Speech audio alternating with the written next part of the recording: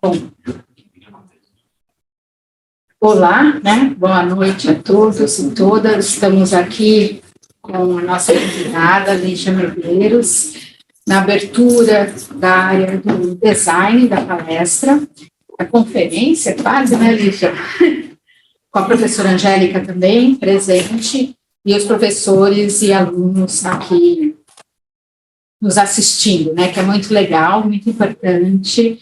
Agradeço, antes de mais nada, a professora Roseli, coordenadora de pesquisa, que ajudou a coordenar essa palestra, foi muito importante para nós, a abertura da escolha de alguém que se aproximasse bastante do campo e da área do design, né, e se aproxima muito, é muito importante. A professora Lígia, eu estive com ela durante o ano passado em diversas situações, na comissão do ENAD, né, lá nós nos aproximamos, e eu fiz o convite, então, para que ela viesse aqui contar um pouco sobre a sua pesquisa, sua carreira, né, suas andanças na área do design.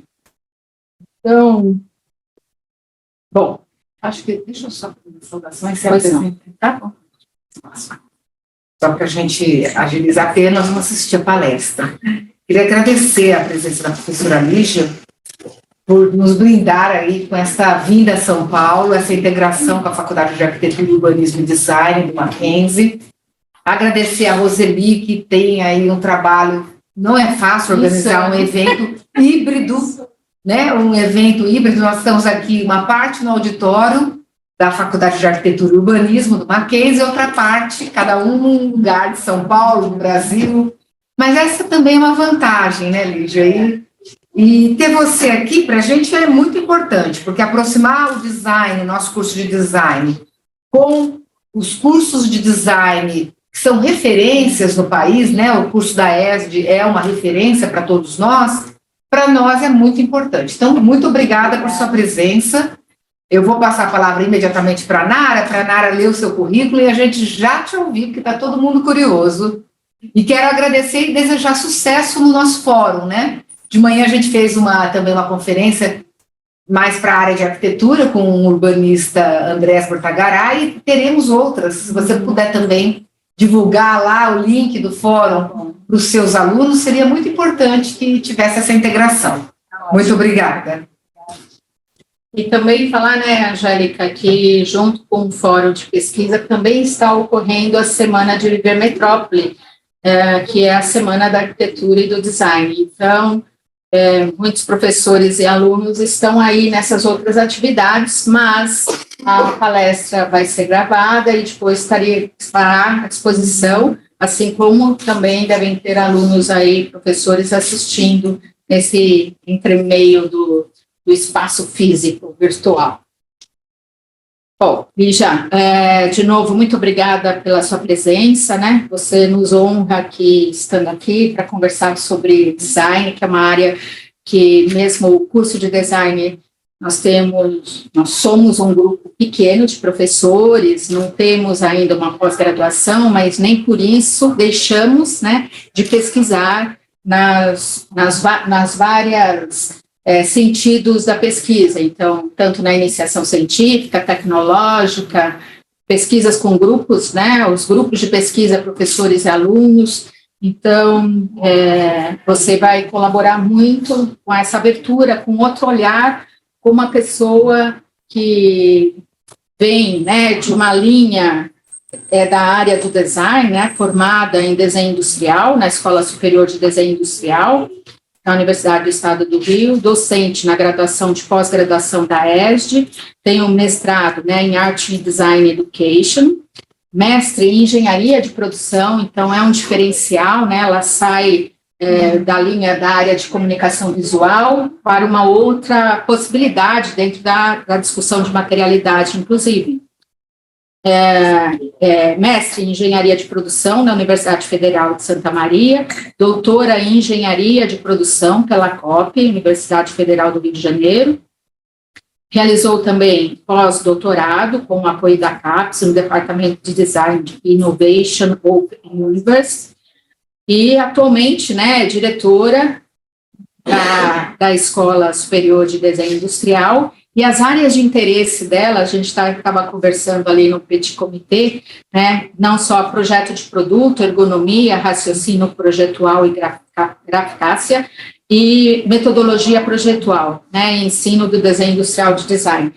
E no curso de design, só para ilustrar um pouquinho, que eu acho que é comum a todos os cursos de design, nós temos uma evolução das metodologias de projeto, né? Então, na primeira etapa, e depois vai avançando, dando a sua complexidade em cada uma das etapas. E no curso de design do Mackenzie, ele é um curso generalista, né? Por isso, as pesquisas, elas são também bastante diluídas, porque elas atravessam diversos campos do design, né? Então, isso possibilita um enriquecimento na pesquisa, mas, ao mesmo tempo, são diversos temas que estão agrupados nos grupos de pesquisa. Então, certamente, você vai colaborar muito com as nossas pesquisas e nosso pensamento aí na área da pesquisa em design. Esteja à vontade, eu vou ali assistir. Nós vamos mudar de posição agora. Como é que a gente pode fazer a apresentação do meu arquivo? Não, nós vamos compartilhar. Ela está aqui. Então tá bom. Você quer ficar de lado? Eu acho Talvez que eu ela vou poderia ficar aí de lado. Eu posso até ficar de pé. Você que sabe. E a gente... você quer ir no público? Pode ser. Eu acho que eu posso ficar por aqui mesmo. Aí eu vou dizendo para você quando passar isso. Esse microfone que eu posso usar, então. Esse aí está desligado. Liga aí, por favor, Alice. Acho que eu desliguei.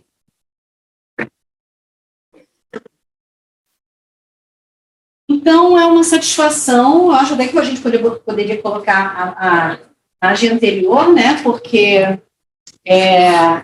o tema, né, o título dessa apresentação, é uma satisfação estar aqui com vocês. Obrigada, Nara, pelo convite, obrigada a todos vocês que estão aqui presentes, os que estão também nos assistindo à distância.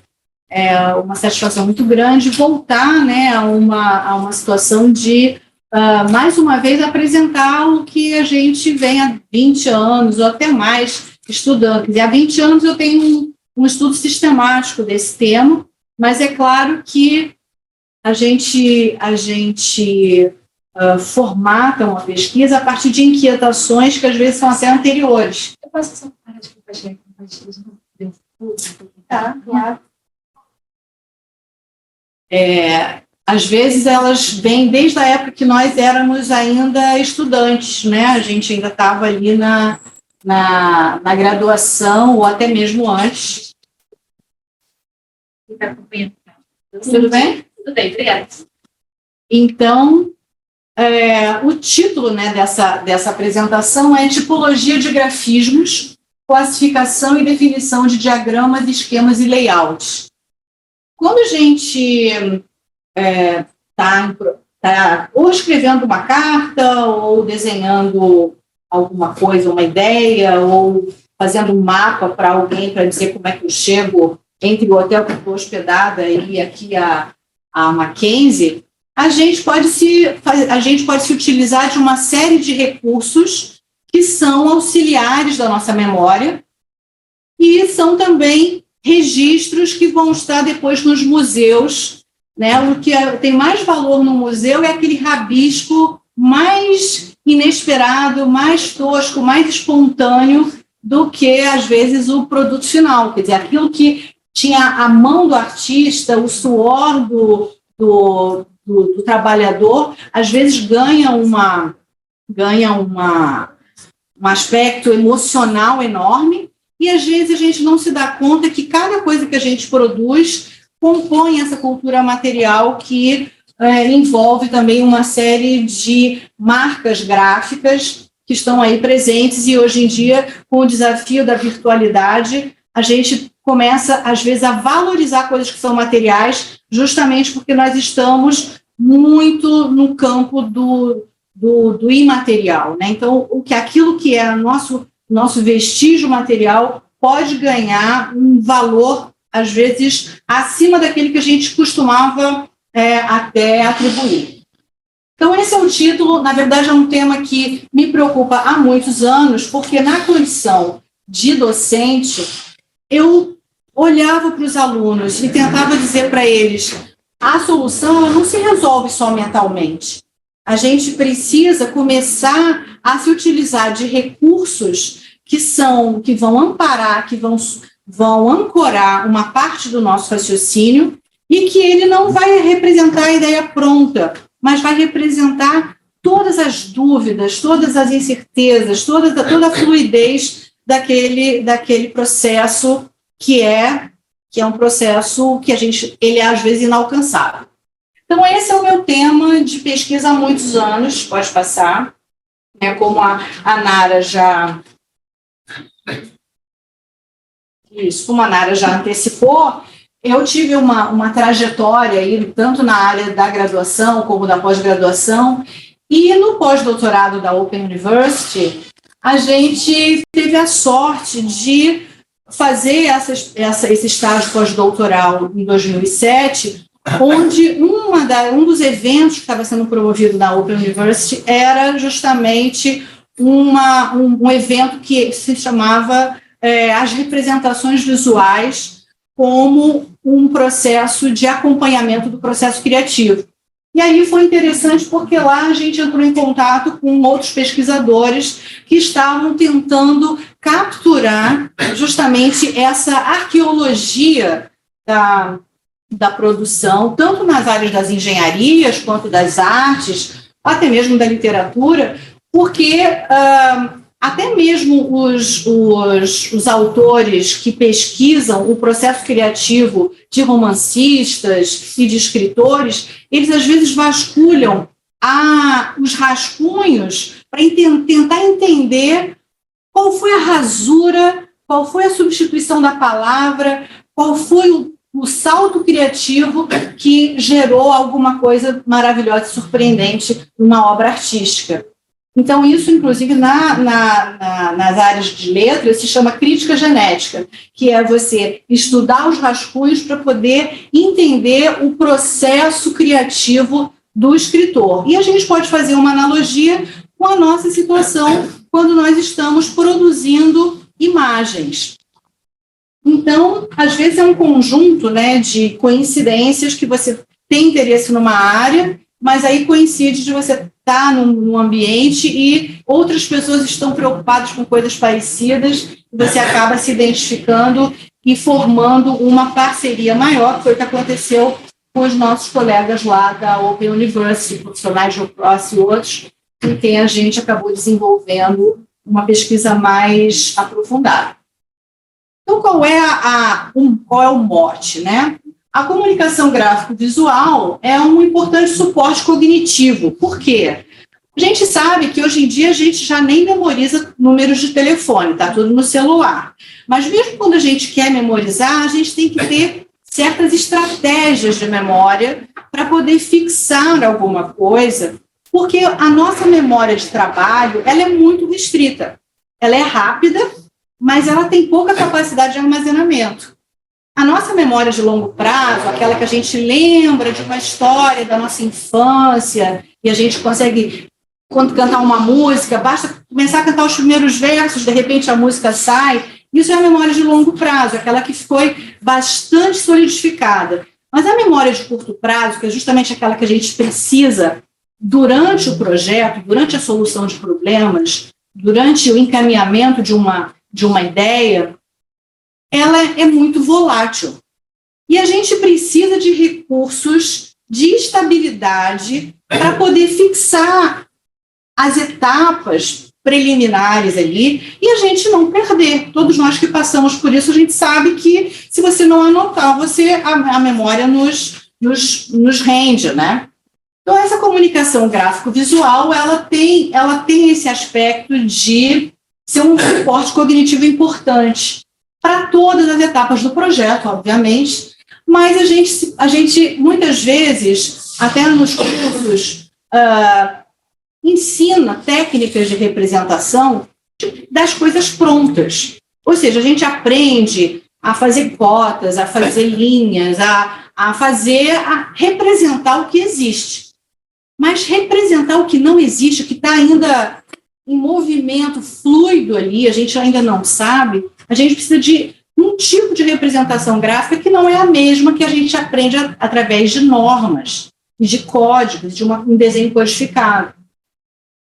Então, a gente começa a ter uma atenção mais especial nessa fase inicial, nessa fase preliminar do processo criativo, sobretudo naquelas áreas, e isso serve para toda e qualquer área, até para quem trabalha com texto, né, um advogado, um escritor, como eu disse, qualquer pessoa que precisa entrar num processo de criar algo que não exista, mesmo que seja uma carta, mesmo que seja um relatório, mesmo que seja um TCC, mesmo que seja uma dissertação, você está produzindo numa folha de papel ou numa tela alguma coisa que está ali para ser construída.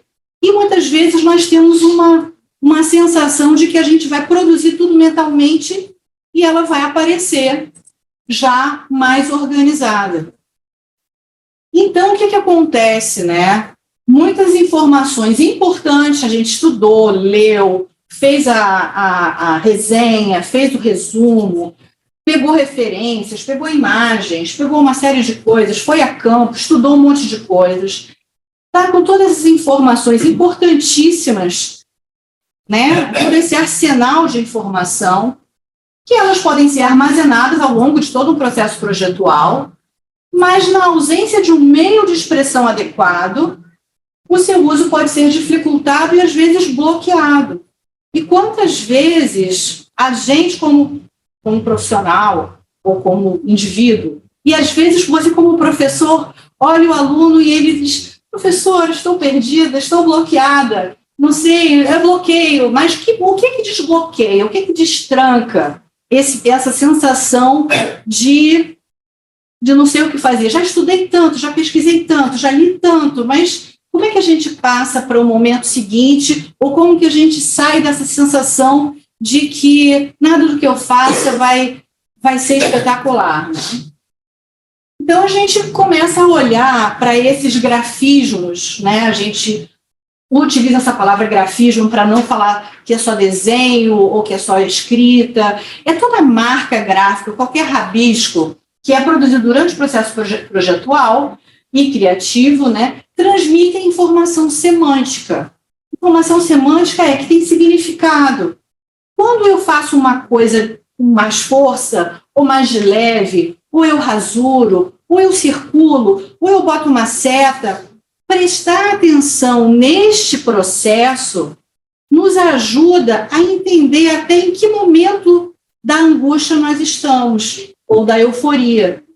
Então, o que a gente convida é assim: tudo bem, é o assunto, é o tema, é o motivo daquele projeto, mas olhar também para a gente como autores de uma série de marcas que vão nos informar com um diálogo, assim, o que eu estou sentindo aqui?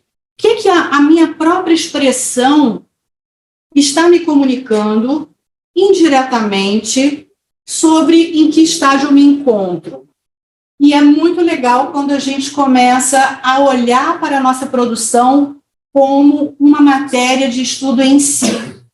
A gente começa a ter mais interesse e quase que um processo de autoconhecimento. E isso é muito interessante para amenizar a profunda angústia na qual nós nos encontramos quando estamos em processos criativos. Então, essa informação semântica, ela também tem especialização temática. A gente sabe que o croquis do arquiteto tem uma série de características que você olha para alguma coisa e você reconhece, às vezes, até a autoria, porque ela tem uma especialização, ela tem uma característica, ela tem uma personalidade. E tudo isso tem como objetivo assessorar o curso do pensamento, seja do indivíduo, seja da equipe. Porque muitas vezes a gente está numa equipe e a gente consegue identificar ou ajudar ou auxiliar ou seja um grupo de colegas ou de alunos, enfim, quando às vezes a gente percebe que o que a pessoa precisa é mudar de instrumento, é mudar de escala, é mudar de material, é passar a limpo, é usar uma técnica que é sair às vezes digamos assim, de uma mecânica e passar para outra, porque aquilo é que vai, fazer você mudar de fase e olhar o problema de outra maneira. Mas para que a gente ajude o outro, a gente tem que conhecer um pouquinho sobre si próprio.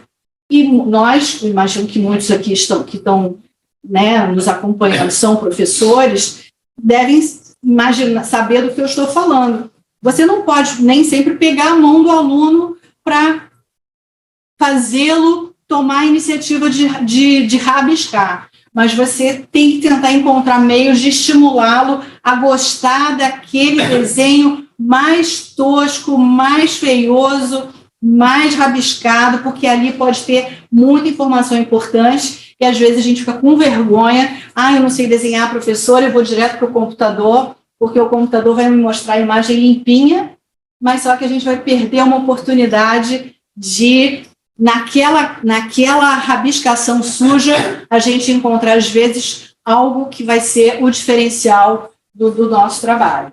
Pode passar. Então, essas imagens, né, são imagens que a gente conhece, quer dizer, que a gente estimula, que a gente procura recomendar. Cada vez mais é difícil, porque as pessoas acabam se encantando com os recursos da gráfica computacional, mas é muito importante a gente voltar para os materiais que sejam mais compatíveis com o estágio do nosso raciocínio, que é o estágio mais fluido.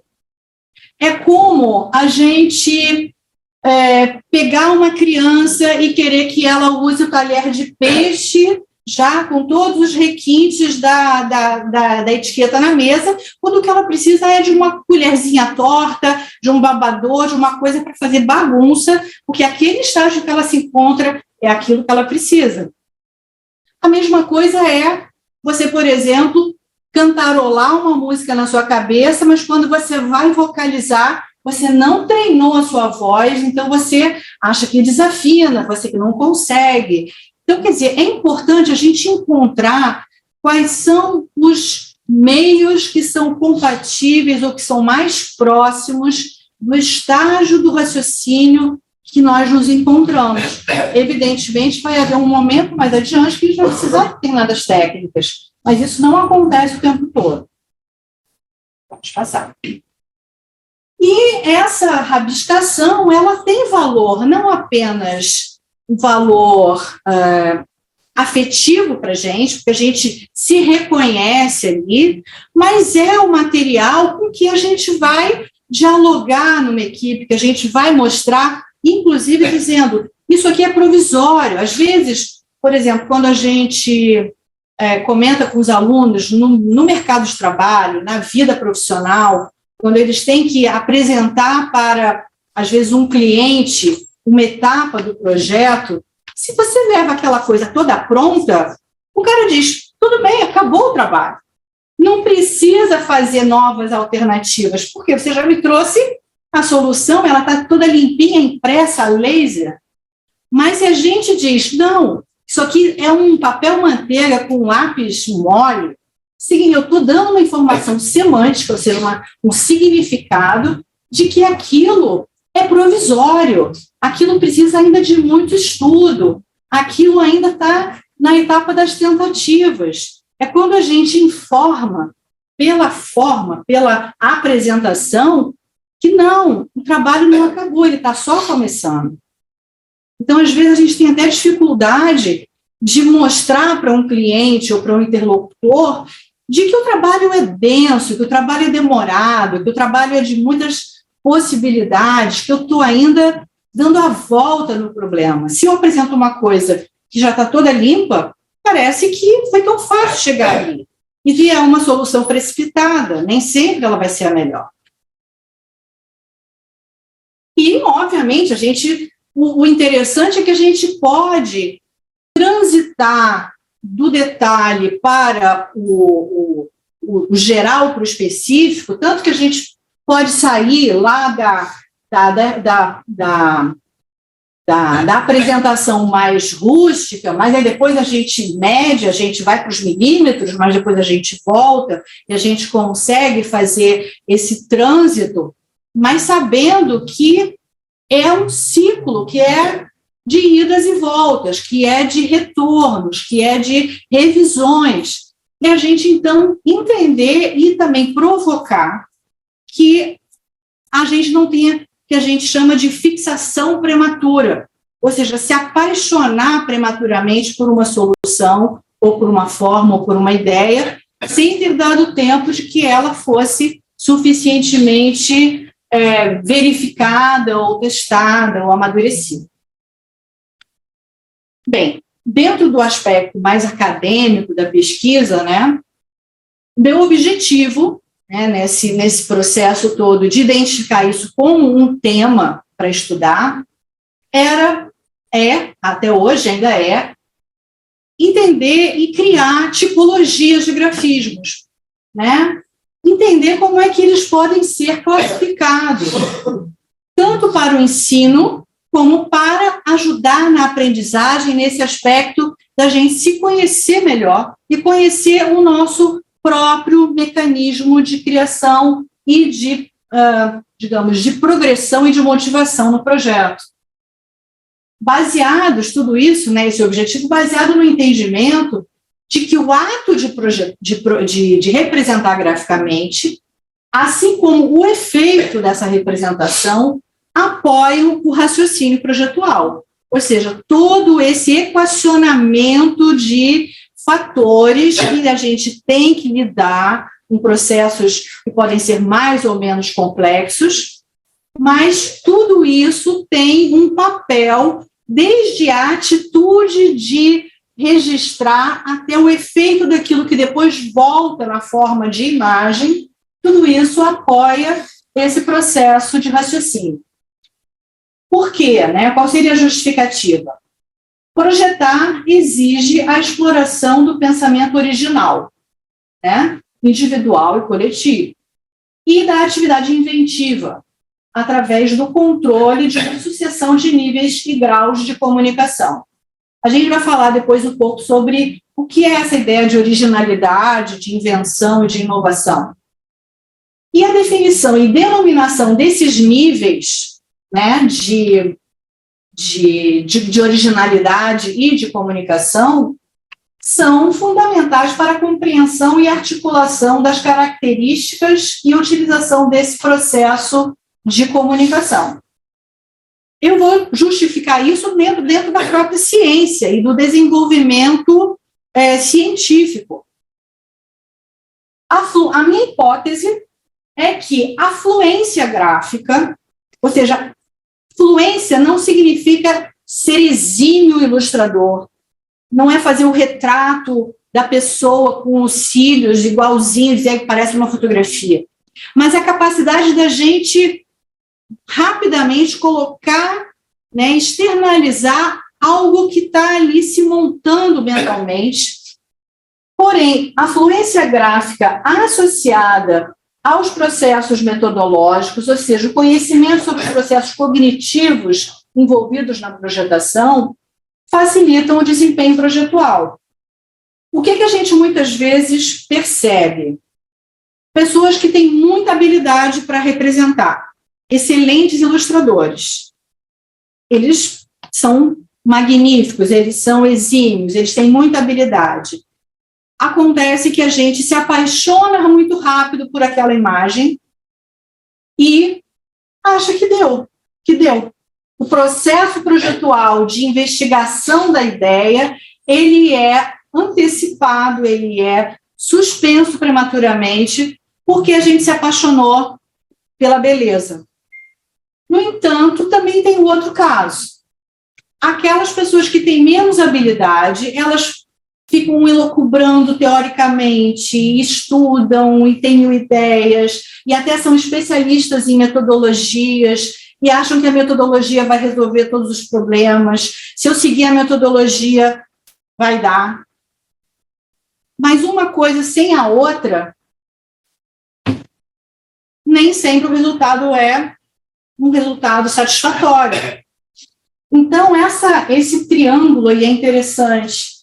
Você ter alguma fluência gráfica, e fluência não significa ser exímio ilustrador, é apenas você ser capaz de rabiscar e botar aquela ideia ali, associado também a algum conhecimento de metodologia projetual e conhecimento sobre os processos cognitivos que estão envolvidos na projetação, que é você armazenar, depois você analisar, depois você sintetizar, depois você rever, depois você... Ou seja, todo esse ciclo metodológico que a gente aprende, e isso pode facilitar o desenvolvimento e o desempenho projetual. E aí a gente tem uma série de imagens, né, que eu gosto de juntar, assim, que são desde essa que está aqui no centro, que está o Mauro Encanador, é aquela imagem mais ali em cima, que é o encanador que foi representar o que ele precisava quebrar na parede para consertar um cano. Não tem nada a ver, assim, isso daí tem que ser uma coisa que a pessoa fez um curso específico. Não, isso é a capacidade do ser humano de se comunicar, de registrar aquela coisa que ele não sabia explicar por palavras, mas ele podia dizer, não, esse cano vai passar por aqui, vai ter isso ali, etc., e ele é um Mauro Encanador. E eu peguei essa folhinha dele e guardei, porque eu disse, é isso que eu quero ajudar, sabe, a compor essa coleção de imagens que vai desde coisas cheias de texto, escrevendo quase que uma história, até outras que têm rabiscos e rasuras, e tem achuras, e tem vistas ortogonais, e tem explodidas, e etc. E isso é o que a gente chama de desenho expressional. É um desenho que eu estou expressando enquanto o raciocínio está desorganizado, porque ele me ajuda a organizar. E, como eu falei para vocês, isso está presente em todas as áreas, né, do ser humano, desde a medicina até as artes, até a literatura. A gente sabe que os artistas, eles precisam experimentar muito e ter muitas e muitas e muitas formas de olhar o detalhe e o conjunto, olhar a parte, o todo, e expressar inúmeras possibilidades até chegar a algo que ele considere satisfatório. Então, aqui, por exemplo, são algumas dos que eu chamaria genericamente de grafismos, né, para a composição e representação de um cavalo dentro do conjunto da Guernica. Pode passar. E essa é uma imagem que eu também gosto de lembrar, que escritores como Érico Veríssimo, por exemplo, ele adorava desenhar, e ali, por exemplo, o Luiz Fernando, o filho dele, a Clarissa, a filha, e ele gostava de desenhar os personagens. Ele criava o personagem descritivamente, mas ele gostava de descrevê-los também graficamente, iconograficamente, né, porque ajuda o sujeito é alto, é baixo, é gordo, a mulher ela é mais magra, ela é mais gorda, ela é mais assim ou assado, a criança é o animal. Então, ele tinha o aspecto verbal, mas ele também tinha o aspecto visual, e ele gostava de representar graficamente muitos dos seus personagens. Inclusive, uma das imagens muito interessantes é daquele romance Incidente em Antares, em que ele faz toda a representação da cidade onde ocorre a trama e faz os trajetos dos personagens e coloca tudo ali. Era como um auxiliar de memória para ele até não se perder na história, na trama, no movimento dos personagens. Então, ele passa para cá e depois ele vai para lá. Era como se fosse realmente um auxiliar de memória. Aqui, né, na composição, né, da capa do Sgt. Pepper's, dos Beatles, o meu marido é Beatlemaníaco, então a gente produz junto. Então tem 2 livros que eu vou deixar aqui para vocês que falam sobre a produção artística ligada à música, né? Então Beatles é sempre um tema importantíssimo de estudo, e as capas dos discos são obras artísticas que muitas, enfim, são ícones, né, e são clássicas, e antes de você fazer até mesmo uma composição fotográfica, você pode fazer o esquema que você pretende para a composição fotográfica.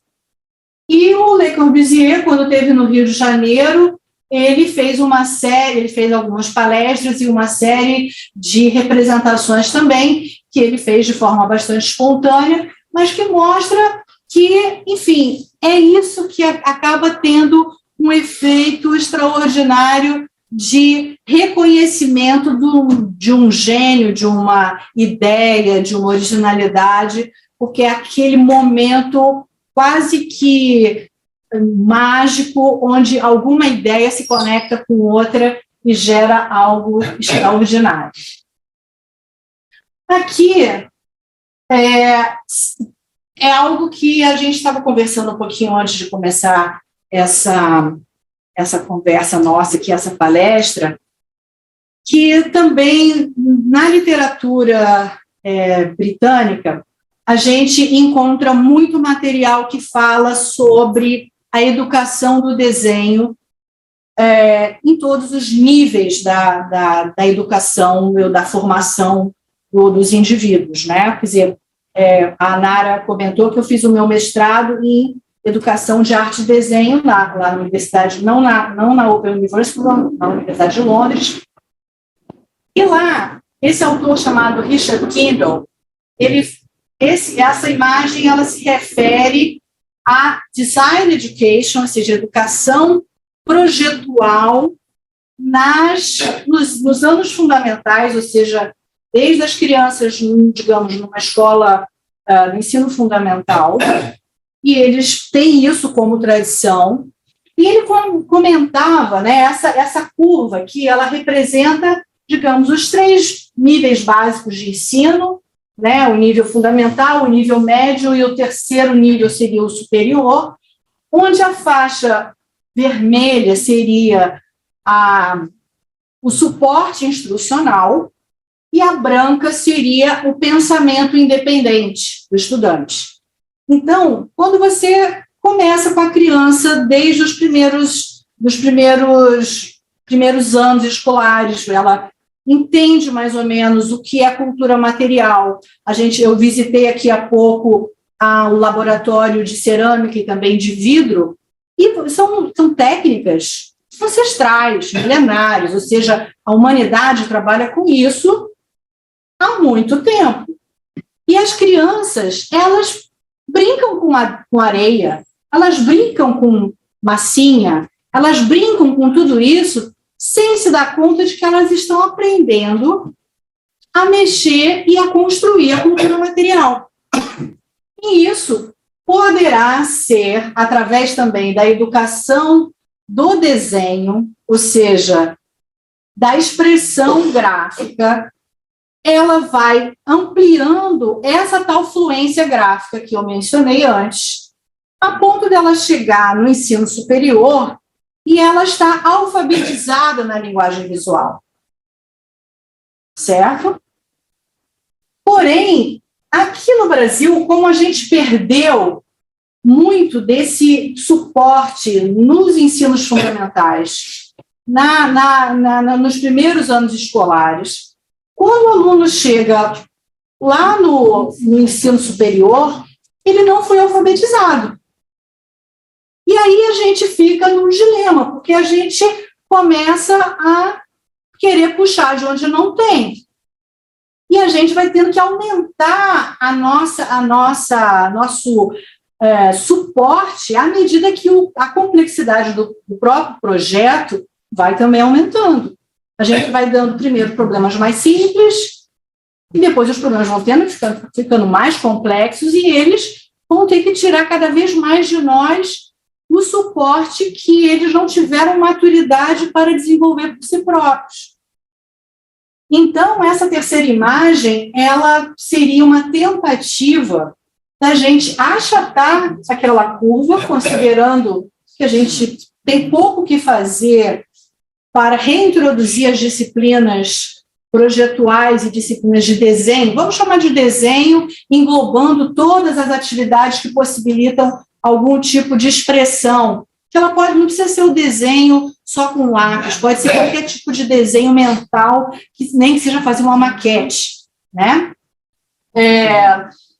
A gente achatar essa curva, que poderia ser uma curva mais suave e mais orgânica e menos dolorosa, a gente tem que espremer ela lá quando chega na faculdade.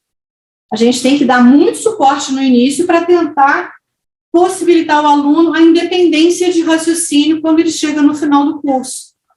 Mas a gente lida com uma situação bastante desafiadora, porque a gente também tem que dar conta de todas as outras demandas intelectuais que não são só da expressão. Ele tem que lidar também com a criação de um repertório de literatura, de texto, de pesquisa, de extensão, de tudo. Então, aquele terceiro grau ali, aquele terceiro estágio do desenvolvimento, ele está muito comprometido com uma pulverização das atenções. A gente tem dificuldade de se fixar em algo e uma tentativa é a gente voltar a se apaixonar mais pelo que a gente está fazendo, olhar de novo para o nosso papelzinho aqui, começar a gostar do que a gente está desenhando, para a gente, pelo menos, tentar desenvolver esse apego à nossa expressão e não ficar tão ansioso e aflito, achando que a gente vai... tem tanta coisa para fazer e a gente não tem tempo. E aí a gente vai... Por que dentro de toda essa história, né, a gente precisa da tipologia, né, da classificação, da taxonomia, né? Qual é a importância da terminologia para o desenvolvimento de uma área de conhecimento e uma área de atuação? Definições, isso aqui é uma citação, tá? Esse autor, chamado David Pye, o livro onde essa citação se encontra é The Art and Nature of Workmanship, ou seja, a arte e a natureza da atividade humana, né, dos ofícios. Ele diz assim: definições e terminologia têm importância crucial. Grande parte da produtividade do pensamento científico vem do fato de que conceitos e termos científicos tiveram uma definição verbal ou matemática universalmente aceita. Como resultado, a comunicação entre cientistas tem sido bastante eficiente e eficaz. Você pega um cientista do Japão, um de Israel, um do Brasil, eles vão ter uma fórmula ou um nome, em latim que seja, para não beneficiar nenhuma língua, né? O inglês hoje em dia digamos, é o idioma, né, que nos une, mas muitas coisas são em latim, justamente para que todo mundo possa concordar. Definições são a base que possibilita a comunicação e devemos buscá-las, as definições. Enquanto não puderem ser definitivas, devemos aceitá-las, pelo menos como provisórias, mas combinar que quando eu disser alguma coisa, eu sei o que eu estou dizendo e eu espero que você entenda o que eu estou dizendo, senão a gente vai ficar falando assim, eu achei que você me entendeu, mas você não me entendeu. E isso acontece conosco, professores e os nossos estudantes. Como é que a gente vai se comunicar numa área que não tem uma terminologia consolidada, ou pelo menos parcialmente combinada? O que eu chamo de uma coisa, você interpreta como outra, e a gente não sabe se a gente está de fato se comunicando. Deixa eu passar.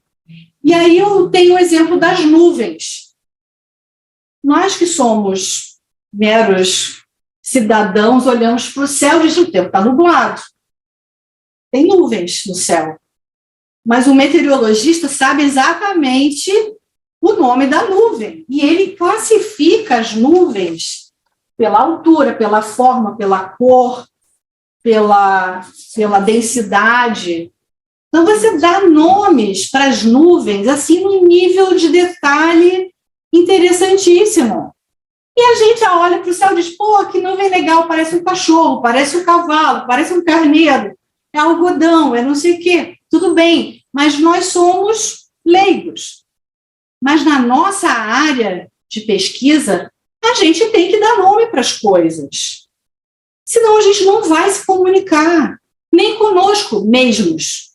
A gente tem que estabelecer uma comunicação, pelo menos, com a gente, e depois tentar começar a combinar com o coleguinha que a gente está falando da mesma coisa. Pode passar. E essa, por exemplo, é uma tabela da classificação das nuvens.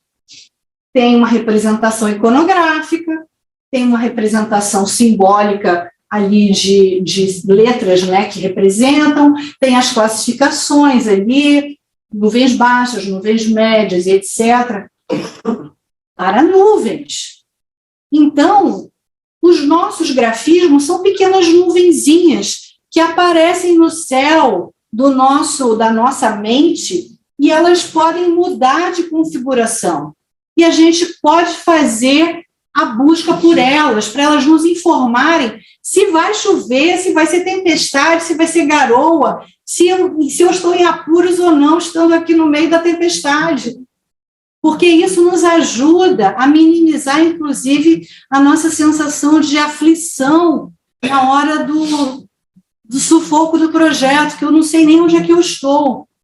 Então, essa é só uma tabela para mostrar como que é possível a gente se inspirar, por exemplo, em outras áreas que se dão um trabalho de combinar, né, quais são as características, de uma série de características que compõem o estudo, por exemplo, das nuvens, assim como da neve.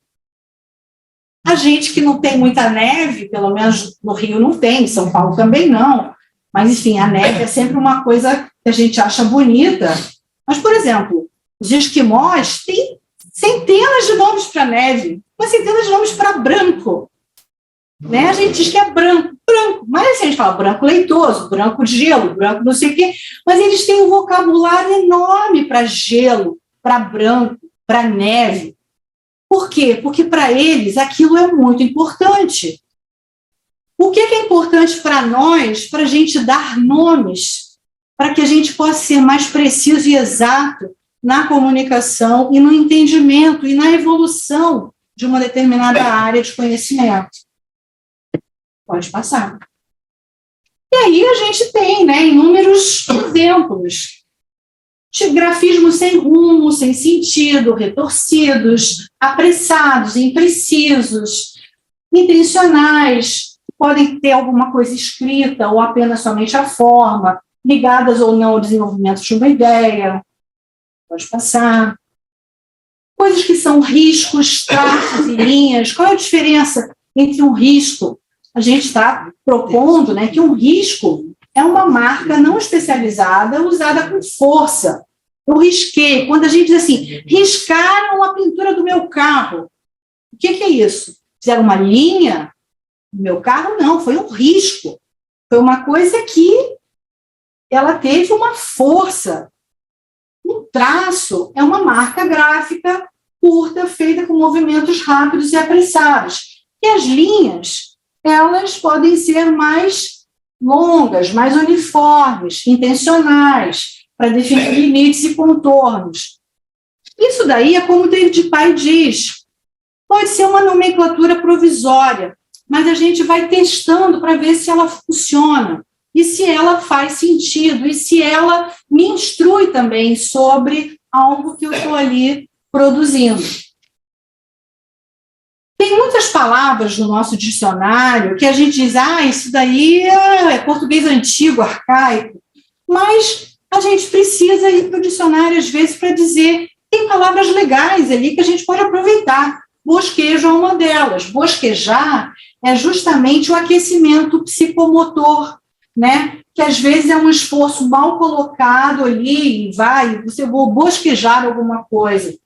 O esboço, por exemplo, em inglês, a palavra que mais ou menos congrega muitas expressões é o sketch. Então, é sketch, croquis, já do francês. Mas será que a gente não poderia abrir o sketch e fazer uma gradação de tonalidades dentro dessa palavra? Então, tem várias palavras no nosso dicionário que, às vezes, elas são desprezadas e a gente apela para os outro idioma, até quando existe no nosso idioma um vocabulário, um léxico interessante até para a gente explorar.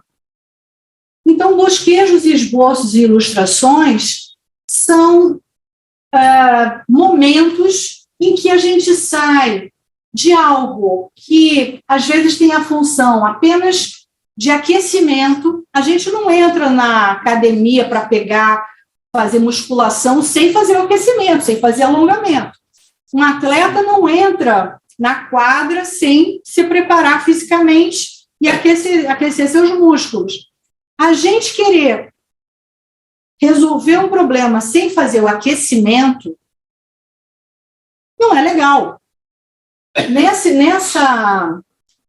Nessa busca, né, de referências, eu estudei num dos livros que mostrava vários esboços e bosquejos e ilustrações do Leonardo da Vinci, e uma coisa que o autor que reuniu esse material apresentou é que nas bordas das folhas onde o Leonardo da Vinci trabalhava, ele pegava a pena e começava a primeiro experimentar a tinta na pena e começava a conversar com ele mesmo. Será que isso? Será que aquilo? E essa coisa? E aquela outra? Ele iria na borda ali do papel, lembrando que hoje, se o papel para nós é algo abundante, nem sempre foi assim. Então, os papéis, né, as folhas, o suporte era algo escasso. Então, ele começava e depois ele continuava o trabalho e escrevia bastante, desenhava e fazia várias tentativas, mas começava com esse bosquejo, ou seja, a função de aquecimento psicomotor e criativo. Esboço, ele já pode ser algo que apresenta alguma proporção e geometria, para dar uma descrição mais confiável, porém que tolera e, de fato, aguarda emendas, ou seja, melhorias. E as ilustrações é um termo que eu passei a sugerir, a tentar utilizar, já incorpora umas transformações nas decisões e os processos feitos até aquele momento. Então, é como se bosquejos, esboços e ilustrações fossem graus de aprofundamento e de envolvimento e de repetição que a gente chega num processo desses. E uma outra abordagem é também o que a gente chama de diferenciar o diagrama do esquema e do layout. O diagrama são as figuras como se fossem elementos geométricos que apenas representam posições, ligações, relações. É como a gente diz assim, um organograma de uma empresa, ele tem retângulos, linhas e mostram uma hierarquia. A caixinha lá que está na parte superior do organograma, que é um diagrama, não tem a figura do presidente da empresa, porque aquilo é um diagrama, é uma representação na forma apenas de posicionar e de organizar as ideias. O esquema é aquela informação simplificada, onde a gente, inclusive, para benefício do entendimento, suprime detalhes. Porque eu só vou fazer a representação de uma figura humana, um círculo, um tracinho, outro tracinho, outro tracinho, outro tracinho. Isso é um esquema. Eu sei que aquilo tem uma representação de uma figura humana. Mas o que diferencia tá? São figuras geométricas, tem uma circunferência, tem um tracinho, tem um tracinho, tem um tracinho, tem um tracinho, tem um tracinho. Isso é um esquema e não é um diagrama, porque eu tenho uma simplificação de uma imagem que poderia ser melhor elaborada e representar a figura humana com maior detalhe. Mas se eu quiser fazer um diagrama da figura humana, eu posso fazer de várias maneiras. Eu posso fazer diagramas mostrando hierarquias das funções, dos sistemas respiratório, circulatório, digestivo, etc., e representar isso de uma forma matemática quase, e diagramática.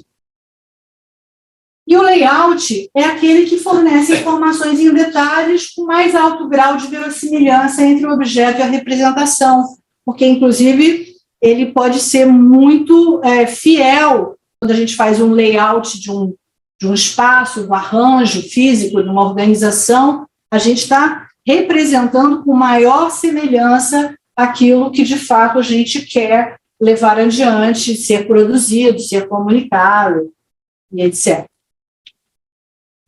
E, para isso, a gente tem uma série de outras classificações possíveis. Algumas coisas vão ser mais conceituais, ou mais informacionais, ou mais interpretacionais. A gente, né, tem a gente sabe, quer dizer, o que eu estou interessada aí, o Lígia, estou interessada no desenho expressional, aquele lá de cima.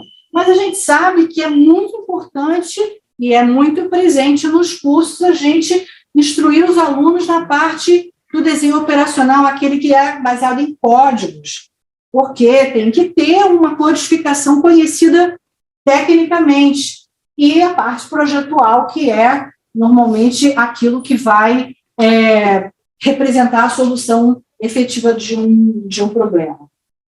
E aí, como eu falei para vocês, na ocasião que eu e meu marido estávamos no estágio pós-doutoral lá na Open University, os nossos anfitriões lá do curso, eles estavam estudando um material do Philippe Starck e eles tinham tido acesso à folha da pizzaria onde o Philippe Starck rabiscou lá o Jus Salif, né, que é aquela peça super conhecida, amada, odiada, as pessoas falam muito sobre ela, mas não interessa aqui o que é o Jus Salif como objeto, mas o caminho que foi percorrido, que a gente pode tentar imaginar o que aconteceu, porque essa folha amarela é uma folha de uma pizzaria, que você chega na pizzaria, eles botam aquela toalha de papel, ela tem algumas coisas, né, que estavam impressas ali,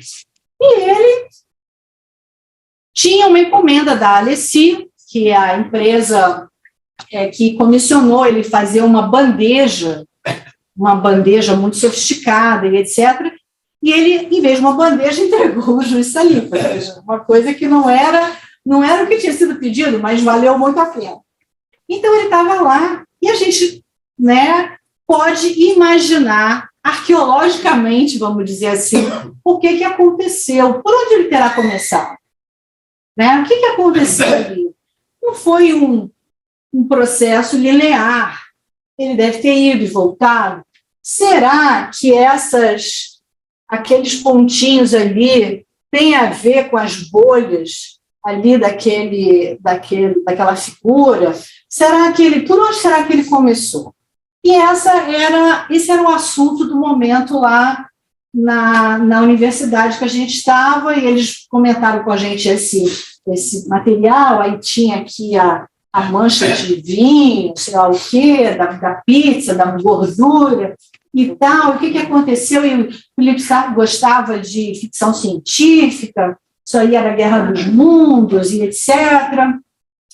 Aí a gente disse, isso aí é bem legal, isso daí combina com o que a gente está estudando, vamos fazer um trabalho analítico, né? O que é fazer a análise de alguma coisa? É separar as partes e tentar entender. Aí escaneamos todas as imagens e começamos a tentar organizar as imagens e colocá-las numa tentativa de sequência do mais do mais esquemático para o mais ilustrativo. E tudo isso foi escaneado daquela folha. Só que a gente tenta colocar numa ordem que a gente suspeita possa ter alguma conexão com a verdadeira sequência ou não, se ela teve uma sequência. E aí, depois do escaneamento, a gente foi delinear, né, tentar traçar por cima para poder imaginar o que tipo, né, de recurso gráfico era esse. Era uma folha de papel simplérrima e um lápis ou uma caneta, uma coisa muito não tinha nenhuma sofisticação tecnológica maior. Então, a gente foi ali tentando replicar e passar por cima para entender o que pode ter acontecido naquele momento.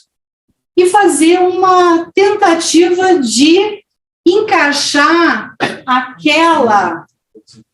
aquele achado, vamos chamar assim, né? É como você vai para a floresta amazônica e você encontra uma flor, uma folhagem, ou um animal, um inseto. Aí você tenta dizer, o que mais isso se parece com algum que a gente já conheça? Isso daqui pode ser um inseto, ou é uma ave, ou é um peixe, o que é isso? Então, a gente primeiro associou aquele lá de cima com uma figura, não sei se você consegue colocar em tela cheia, porque aquela... Não consigo tirar da tela cheia. Não, mas eu acho que dá para vocês verem. É porque tem uma tarjinha ali. Aqui, ó. Então, por exemplo, esse é um espremedor, né? Ele é de vidro e ele tentou fazer alguma coisa baseada numa referência de vocabulário visual que ele talvez já tivesse. Pode voltar para a outra apresentação, porque eu queria mostrar justamente aquele lá de cima. Então, quer dizer, quando você pega um traço, faz ali um traço, um pratinho, e apenas coloca aquela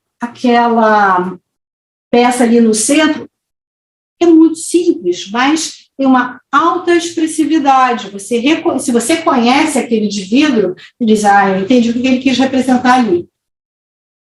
Eu interpreto esse daqui, não sei se está muito claro o que vocês conseguem ver, como um diagrama, porque ele colocou uma esferinha, um traço e algo embaixo como se fosse um recipiente, mas aquilo para mim é uma representação apenas geométrica dos elementos que devem estar compostos ali na solução daquela situação.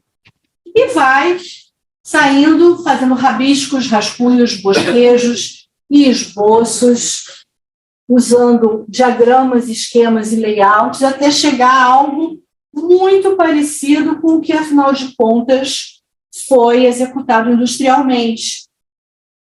E essa brincadeira, né, de olhar para algo que uma celebridade como é o Philippe Starck fez, nos diz assim, nossa, quantas vezes nós estivemos numa pizzaria com um papel ali e a gente rabiscou um monte de coisa e a gente nem deu valor, né? E isso daí vai para o museu, vai para os livros e todo mundo, estamos aqui falando sobre isso. Então, a gente tentar lembrar também que esses vestígios, eles são objeto também de estudo, de pesquisa e de interesse. E a tentativa também da gente, junto com a representação mesmo, as referências no vocabulário, no léxico, que a gente tem que levar para os fatores que envolvem o equacionamento de todas essas restrições e requisitos do projeto. Então, pode passar, porque esse aí vai mostrar as possibilidades, os caminhos, né? Será que foi primeiro por aqui, depois por ali, ou o que pode ter acontecido? Ele fez associação disso com aquilo? Ou seja, a gente pode dizer assim, isso é importante porque ele é uma pessoa célebre, porque é um designer famoso, isso é importante para nós próprios termos interesse por aquilo que a gente faz. E, às vezes, chamar a atenção do estudante para esse tipo de valorização das suas marcas gráficas ao longo do seu processo faz com que ele se aproxime ele consiga se concentrar e focar mais e não ficar tão disperso na internet, nos vídeos, nas coisas que deixam, às vezes, o aluno muito fora daquilo que ele precisa se concentrar. É tanta coisa para chamar a atenção, talvez buscar um pouquinho mais essa focalização naquilo, valorizando a sua simples e básica expressão, a mais rústica, a mais singela, mas que ela pode conter muita informação interessante.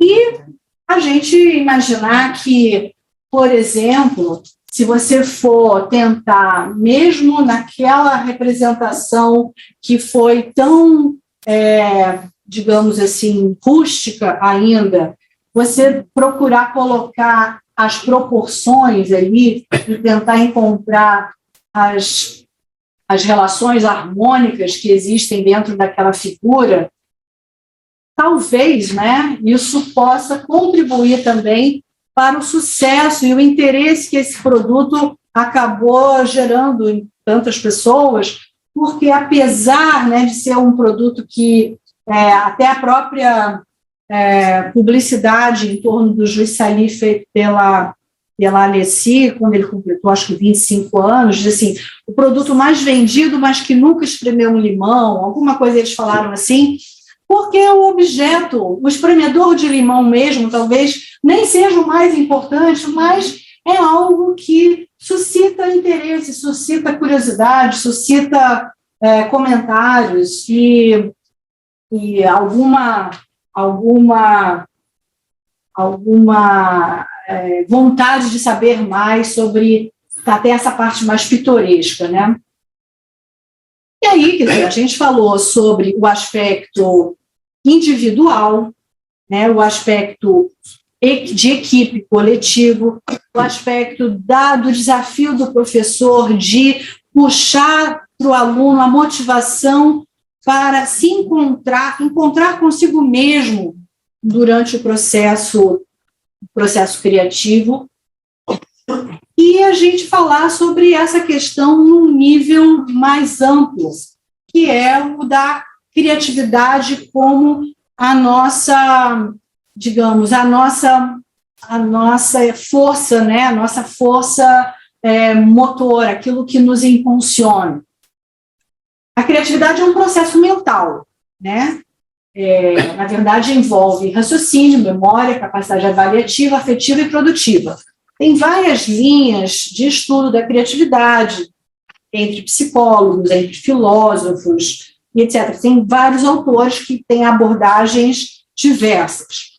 Mas não existe assim, um consenso ou uma definição absoluta, porém a gente sabe, principalmente pelos relatos, né, de artistas, de cientistas, e de nós que nos deparamos com situações que requerem respostas criativas, que a gente precisa de pensamento, de conexão, de articulação de ideias, precisa de memória, porque a gente recorre a referências para poder fazer associações, capacidade avaliativa, a gente tem que avaliar se essa solução, apesar de exótica, mas se ela funciona ou não, afetiva, no sentido da empatia, no sentido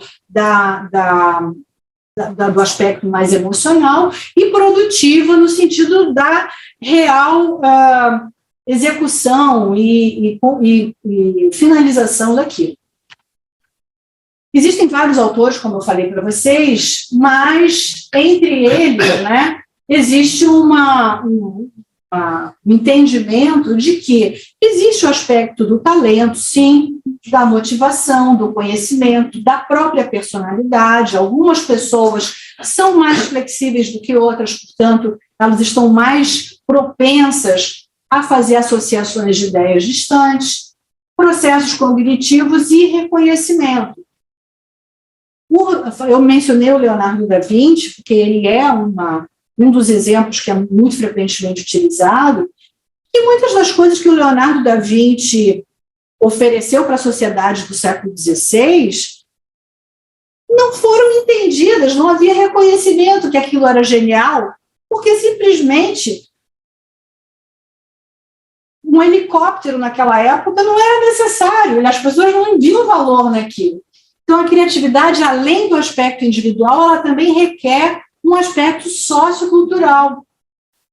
E Torrance, Ellis Torrance é um dos autores, ele organizou parâmetros cognitivos e emocionais para aplicar em testes de respostas criativas. Vocês sabem que QI, coeficiente de inteligência, coeficiente disso ou daquilo, são tentativas, às vezes muito simplificadas e simplistas de tentar entender alguma coisa sobre a nossa capacidade de responder a problemas, porém, ainda que elas não sejam completamente suficientes, mas elas podem nos dar algumas pistas, E o Torrance fez uma série de testes, alguns são bastante conhecidos, são fáceis até da gente acessar na internet, por exemplo, uma folha de papel A4, por exemplo, você fazer vários quadradinhos e pedir para uma pessoa durante um tempo determinado, naqueles quadradinhos ali, colocar o maior número possível de imagens circulares, assim, uma maçã, um sol, uma bola de gude, um dedo, uma cabeça, E para verificar o número de ideias geradas a partir de um estímulo, ou seja, a tal da fluência, a originalidade, que é a raridade das respostas, a diferença estatística, ou seja, se eu coloco isso para uma turma inteira, aqueles que vão colocar como circunferência dentro ali daquele espaço algo que, sei lá, o disco voador, e ninguém colocou o disco voador tem uma diferença estatística comparado com todo mundo que botou sol, maçã, ovo e etc., Elaboração, detalhamento das respostas e flexibilidade, variedade nas categorias de respostas. Isso é muito utilizado não só para a parte de imagens, mas também de texto.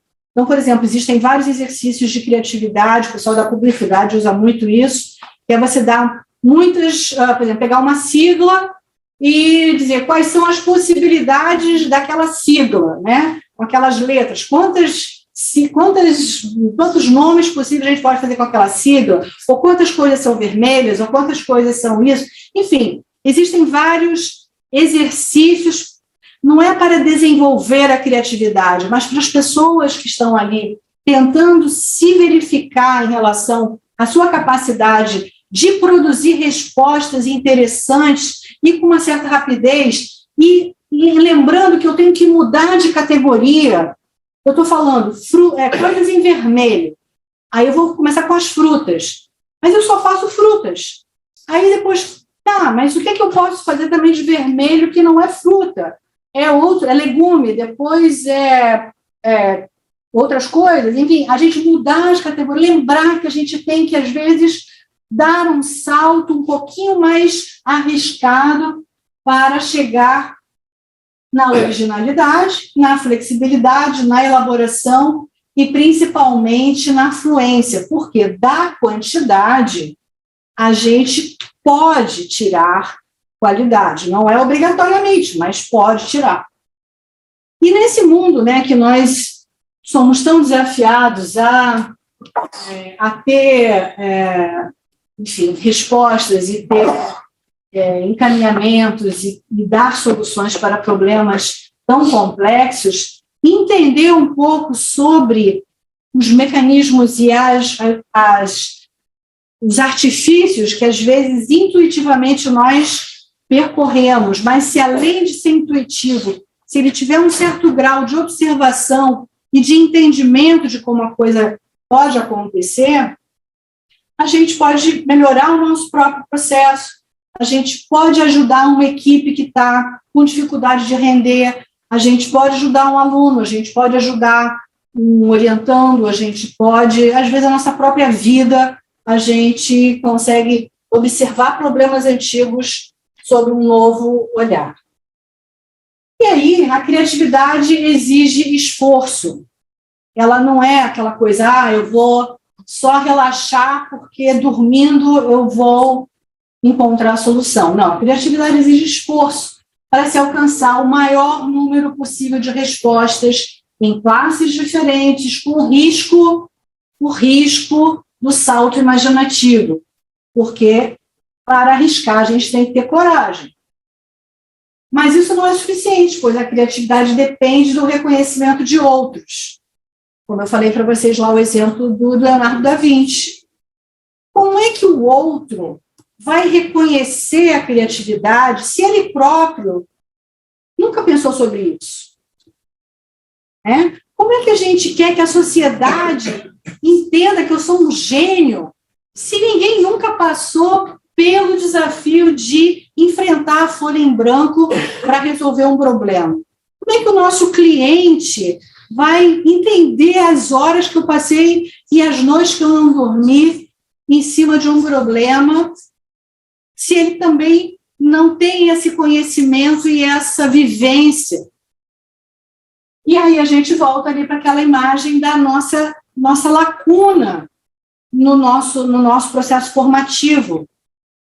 Quanto que a gente está realmente explicando e estimulando as crianças a entender a criatividade como algo que é desenvolvível, que dá para desenvolver, dá para entender melhor, dá para explorar mais. E o Bruce Asher, que é um autor também clássico da nossa área do design, ele tem uma citação que eu gosto muito. Ele diz: toda criatividade, apesar de admirável em si mesma, ela demanda por um considerável grau de imaginação e receptividade por parte daqueles que lhe darão suporte técnico, empresarial e de consumo. Até o gerente do banco que vai conceder um empréstimo para o empreendedor abrir uma empresa, ele precisa entender que ali tem algo interessante. O consumidor, a sociedade de uma forma geral, ela também precisa estar mais suscetível, mais propensa a entender o trabalho, o esforço para se alcançar o maior número possível de respostas em classes diferentes e o alto risco desse salto da imaginação. Se a gente não tem esse ambiente, nós vamos ficar sempre nos sentindo não compreendidos, mal pagos, mal reconhecidos, não é? E esse é um desafio das nossas atividades, seja arquitetura, seja design, seja arte, seja a própria ciência. Quanto esforço é dedicado e a gente precisa desse reconhecimento daquele momento histórico, daquele contexto e daquela sociedade. E é isso, na verdade, é um final que não necessariamente se explica toda essa tentativa, de criar uma terminologia para a gente se comunicar melhor, entender esse caminho, que é trilhado e que às vezes é solitário, às vezes é angustiado, às vezes ele nos traz muitas alegrias e tudo mais, mas a gente também não se esquecer que a gente tem um trabalho a fazer explicando melhor para os nossos interlocutores, sejam eles colegas de outras áreas ou não, os próprios clientes, os próprios parceiros de trabalho, que aquilo que a gente está fazendo requer muitos movimentos de idas e voltas. E a gente mostrar, através de algo que é uma manifestação que demonstra que eu estou ainda na tentativa, que eu ainda não tenho certeza, que eu posso começar de novo, que eu posso voltar atrás, que precisa de de muito esforço, é uma maneira de tornar mais denso esse processo intermediário e a gente não sair do ponto 0 para o 100, dando aquele pulo, né, que a gente até brinca assim, se você não passa no seu desenvolvimento, né, como criança, vai engatinhar para depois se levantar e caminhar, você vai depois engatinhar no consultório do analista, porque você tem que passar por aquele pedaço para poder realmente criar o trajeto completo. Porque se a gente dá aquele salto todo, depois você não sabe nem como voltar, né? Então, são várias brincadeiras que a gente faz assim para tentar lembrar que não é à toa que a gente tem que passar por todo esse caminho. Não é porque a gente está enrolando ou porque está superdimensionando o problema. Não, é porque realmente é necessário para que a gente tenha mais segurança nesse processo. E eu acho que eu termino por aqui, lembrando aqui que todas essas ideias vêm de outros autores, ou seja, a gente tem que se basear em quem já pensou nisso antes. E muito obrigada pela atenção de vocês.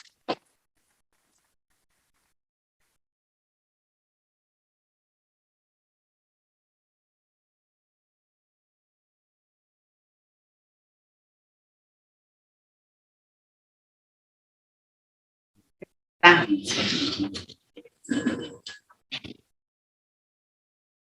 Bom, Misha, acho que todos devem ter gostado bastante, porque o desenho, a representação, o pensamento, né, a cognição, compreensão, e faz parte do campo da arquitetura e do campo do design.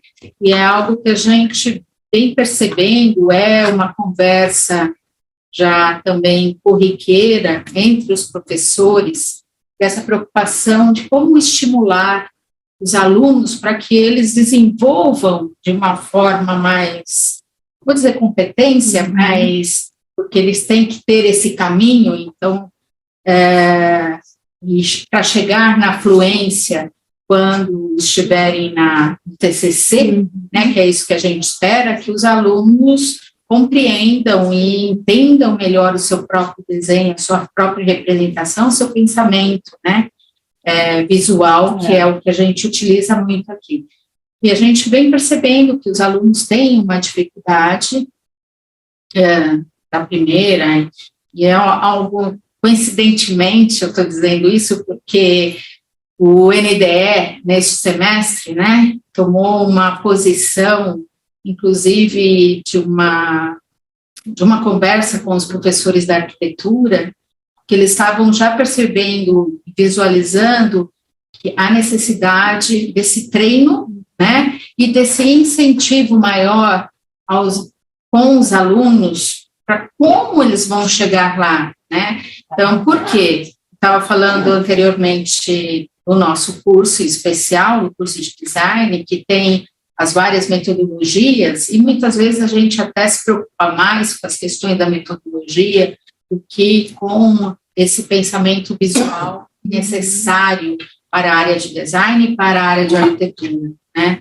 Então, a gente estava desenvolvendo, trazendo, porque no curso de design aqui no Mackenzie, ele tem os componentes fundamentos, né, do design, as ferramentas do design, além dos aspectos teóricos, e tem uma carga muito grande de projeto, né?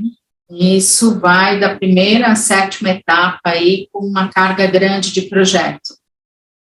E que muitas vezes somente aqueles componentes que são dedicados à ideia da representação, do pensamento visual, e dessa articulação de todos esses elementos, não davam conta, né, dessa expressão do aluno em relação a tudo que você comentou agora. Então, desse caminho, desse desenvolvimento, dessa articulação, porque sendo o desenho, a representação, a cognição, traço muito importante, leva tempo, né?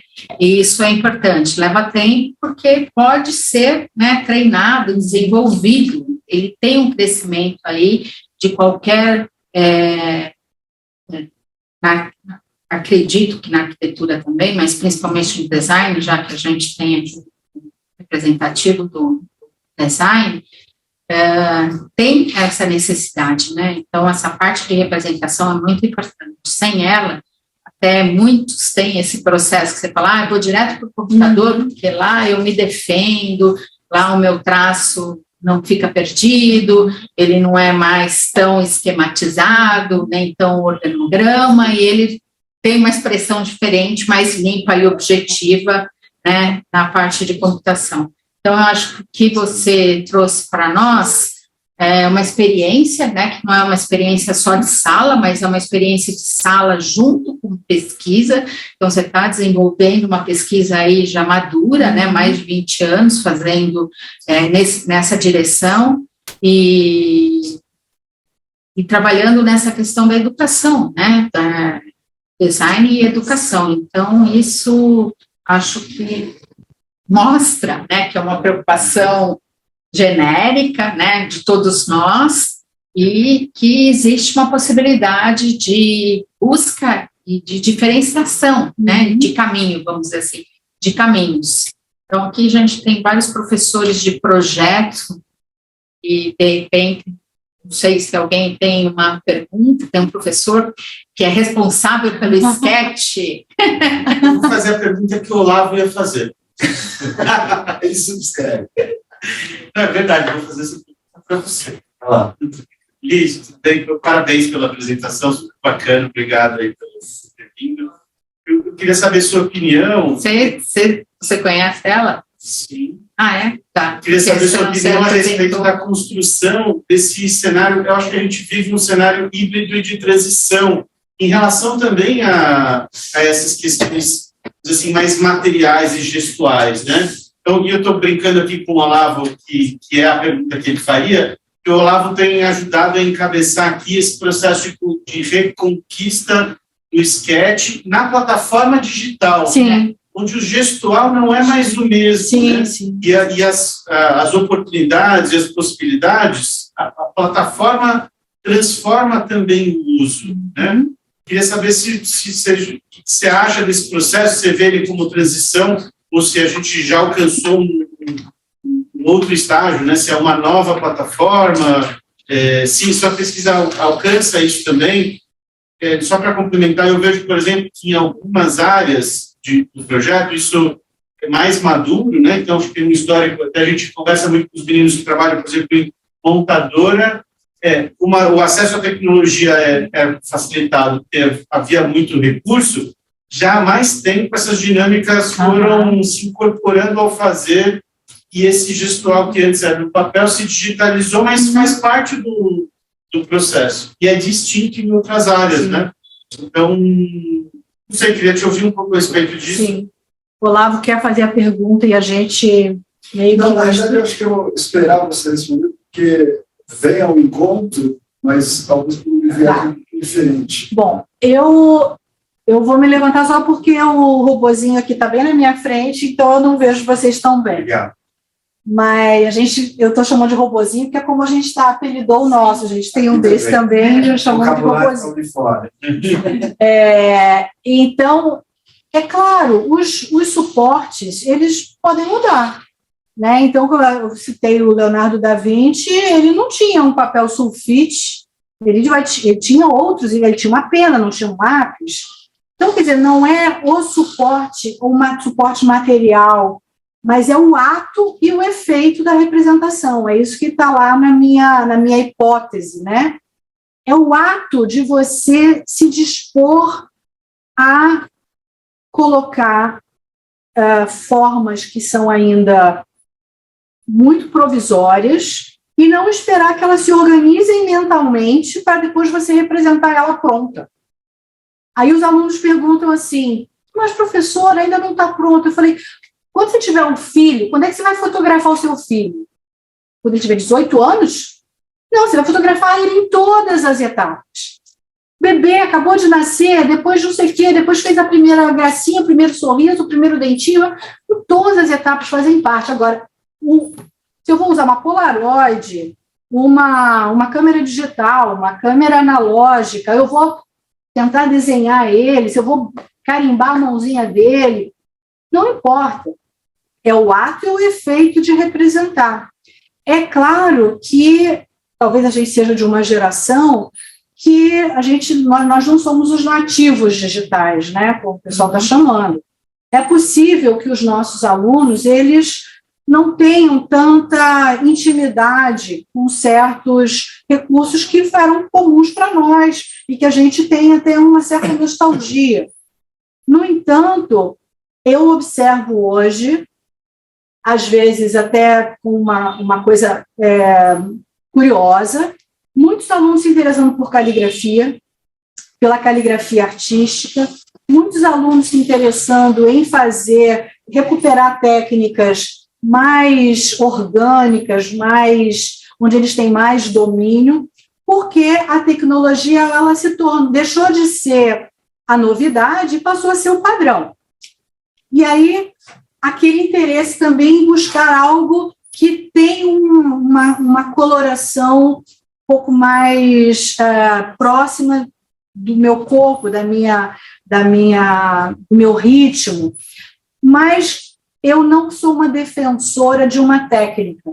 Eu tento lembrar que o desenvolvimento, ele às vezes precisa ser mais lento, e às vezes a máquina impõe um ritmo que não é o que você precisa. E aí você pode, em determinados momentos, conhecendo a si mesmo no seu processo, dizer, não, agora eu tenho que sair do computador e ir para o papel. Agora eu tenho que dar um tempo e tentar uma coisa que não é isso que me dá uma resposta tão rápida. Mas isso é uma maturidade que se alcança.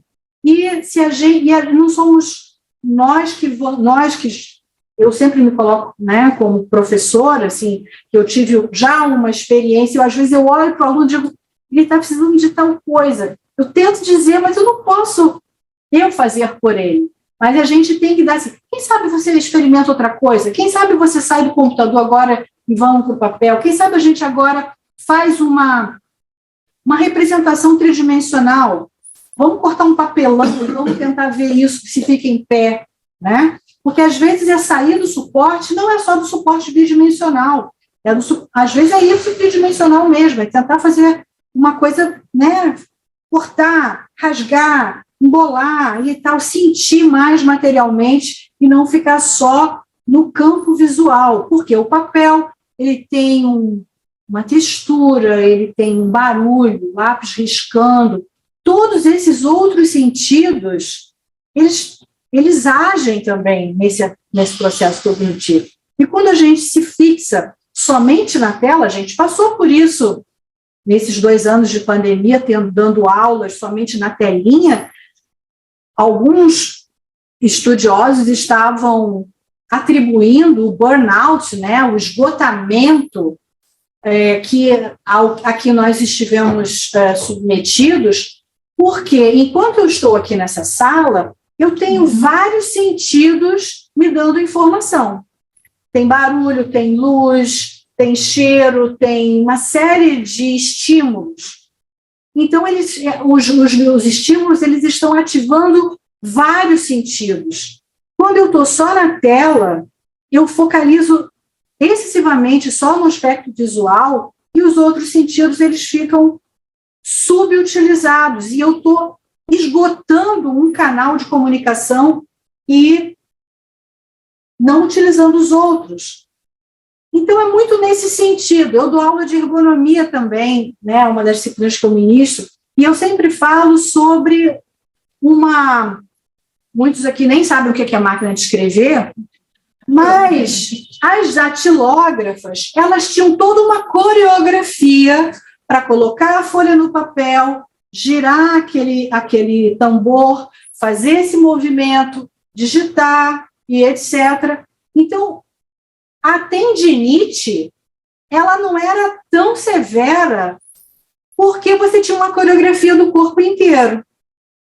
Quando você fica com um movimento que é só limitado aqui, você está fazendo lesão por esforços repetitivos em poucos músculos e você não tem uma movimentação do teu corpo fazendo vários movimentos que estão ali compondo uma atividade. Ela tinha que levantar, ir lá no arquivo, puxar a gaveta, uma pasta, voltar e etc.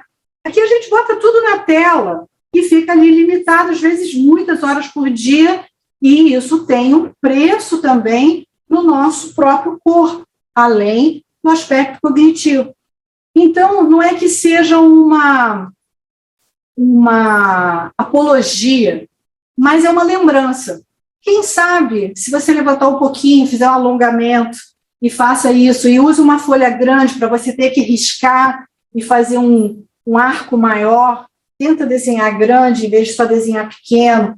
Essas são lembranças que tem que estar no nosso hall de possibilidades para ativar, às vezes, certos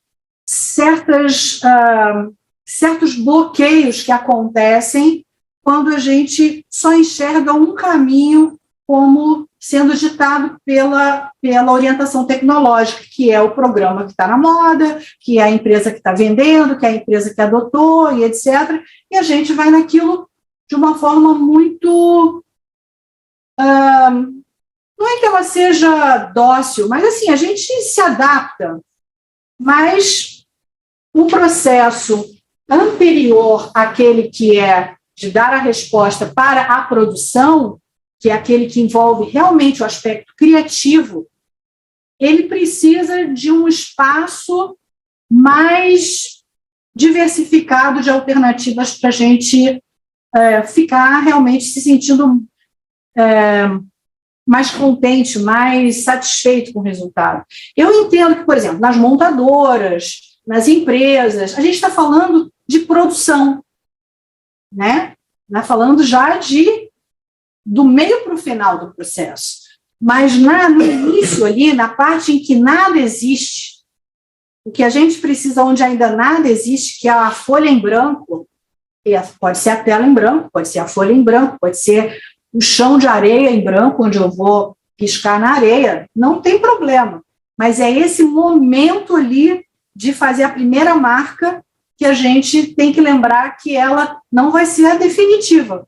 Ela tem que ter um processo gradual, lento, tentativo, muitos erros, muitas frustrações, e a gente tem que se habituar com esse processo de paciência e frustração. Mas eu não sei se eu respondi a sua pergunta. Eu não sou contra tecnologia. Eu só acho que ela tem um lugar e é bom a gente saber usá-la da melhor maneira, porque o lápis é uma tecnologia, o papel é uma tecnologia, a escrita é uma tecnologia, né? São os recursos que a humanidade encontrou e criou para expandir as limitações físicas e cognitivas. Então, a escrita é uma maneira de você fixar alguma coisa que a sua memória não seria capaz de reter. Então, você escreve o número do telefone. Agora, a gente só digita ali no celular. Ninguém memoriza mais telefone. Então, a gente está tendo que usar isso para outra coisa, para as senhas. A gente não memoriza mais os telefones, mas tem que memorizar as senhas. Olá, você... Bom, não vou fazer coisa com isso. Rodriguei para mim. Seguindo, pegando um pouco livro, nós estávamos conversando, Luiz, a respeito dessa questão de entrar no computador ou não entrar no computador. E logo no início você usou duas coisas bem interessantes. E, bom, obrigado pela apresentação, concordo quase com a totalidade dela. Talvez alguns vocabulários eu aplique de forma diferente. Né? Eu acho que até valeria uma pequena discussão a respeito. Exatamente. Mas tem duas palavras que me parecem muito importantes, que é a respeito do grafismo, esses instrumentos de objetificação, né, de tirar do espaço das ideias e trazer para o objeto real, tem que seja um gesto. Uhum. E aí, quando você fixa o gesto, né, o gráfico quando você escreve, a palavra não é mais efêmera, está lá anotada. O gesto é o desenho fixado. Né?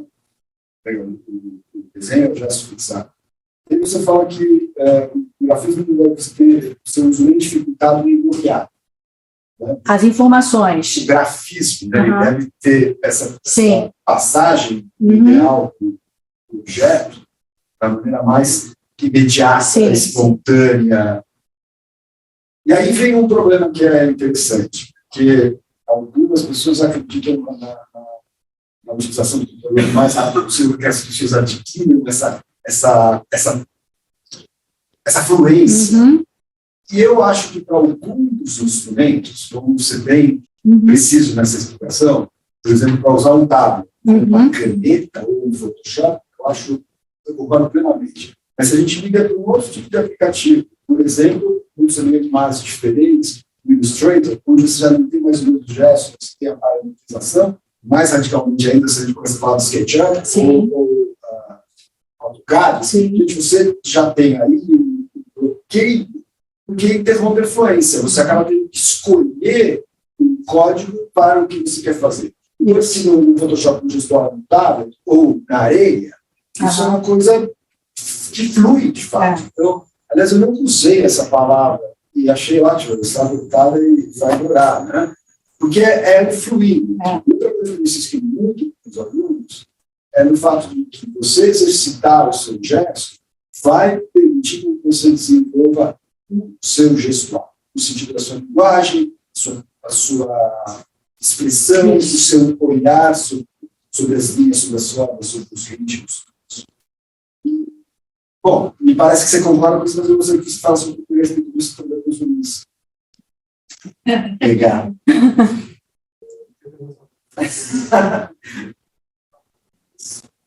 Aliás, eu vou então até aproveitar e quando você estava falando do Sartre, que é uma figura querida, que tive aula, eu lembrei de uma história bem bacana. Quando você estava falando dele, você usou uma frase interessante: o gerente do banco precisa entender os saltos da imaginação. Tem uma história bem bacana que tem a ver com esse processo de identificação, que eu durante muito tempo dizer que meus alunos fazem com o sujeito que inventou, né, desenhou o Palm Pilot. Você lembra do Palm Pilot? Ele era um engenheiro de software de uma empresa grande, e quando ele foi fundar a Palm, ele precisava de financiamento.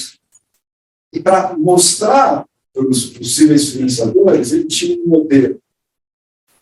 E o modelo era um bloquinho de madeira que cabia no bolso de uma camisa formal. Então ele sentava, bem essa história que você falou ali, diante de um gerente de banco, de financiamento, eu vou fazer um computador para fazer isso, e aqui, ele ficava assim, ok, meu computador faz isso. Aí ele tirava o bloquinho do bolso e disse, mas o meu computador vai caber no bolso. Aí a ficha caiu. Então, eu acho que também tem esse desenho, ou o modelo volumétrico, tem essa ponte com os leigos. Sim. Que eventualmente não conseguem esse salto mediante que nós tentamos ter. Exatamente. E às vezes você precisa fazer isso na frente dele, e não vai ter um computador ali para poder intermediar isso. Então, de novo, eu sei que muitos alunos treinaram, brincaram de desenhar muito, são exímios ilustradores. Não é disso que eu estou falando.